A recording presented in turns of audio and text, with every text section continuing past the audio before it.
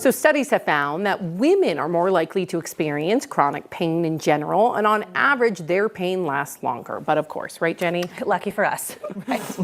Here to break this down for us is 9 News medical expert Dr. Payal Kohli. Welcome. Thanks for coming. The first thing is pain is sort of subjective, right? Like, how do you even rate pain person to person, gender to gender? That's got to be kind of tricky to even track. Yeah, we have really been struggling with this in the medical community because every person's pain is different.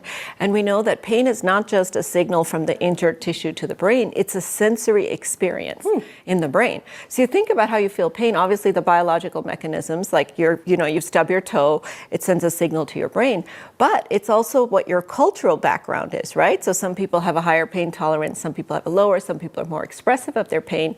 And then it's also your psychological background. If you've previously experienced pain, you might experience it differently. In fact, there's something called phantom limb pain, where people have, their arms get amputated or legs get amputated due to an accident. They still feel pain in that appendage, even though it's gone. So pain is so complicated. We've been struggling how to quantify it. We're going to call it the fifth vital sign because we're really trying to make it so that people start looking for pain more routinely. Interesting. That's very interesting. Talk to us about how pain is perceived often differently between men and women. I always thought women had a higher threshold because we're made to give birth. Yes, exactly. Yes. We have a little bit of a different experience with pain. So there are huge biological differences between men and women and their pain. And in fact, the receptors can be sensitive to hormones as well. So we know that pain is a combination of your genetics, your hormones, and then I talked about your cultural background. So men and women can have the same injury and feel pain differently. In fact, even the same injury over and over again can cause people to feel pain differently as well. But one of the problems we've had is that culturally, for women, we often attribute their pain to anxiety, to being hysterical. So there's also this historical bias because the pain for women has often been under-recognized, and we're seeing in the literature, ladies, undertreated. So women are less likely to get pain medicine than their male counterparts and more likely to sort of have their pain dismissed, even though they actually feel pain longer, which is what we've realized.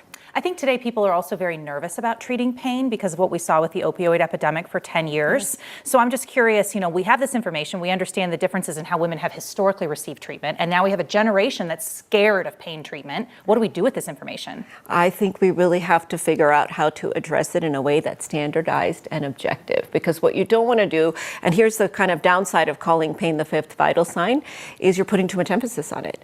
You're putting focus on it. And if I tell you to think about your pain will amplify.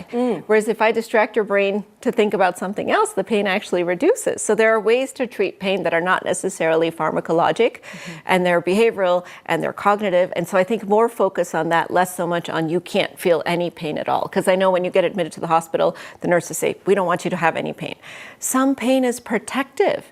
Pain has evolved to protect us. So we don't want to not feel pain. We just don't want prolonged pain or chronic pain, which, like I said, women tend to feel pain longer than men. I love it, Dr. Kohli. Yeah. Thank you so much for all those anecdotes. Yes, I'll just add one more thing in the study, which is that they did the study. 2 people had a car accident on the same day, okay? They rated their pain the same, men and women.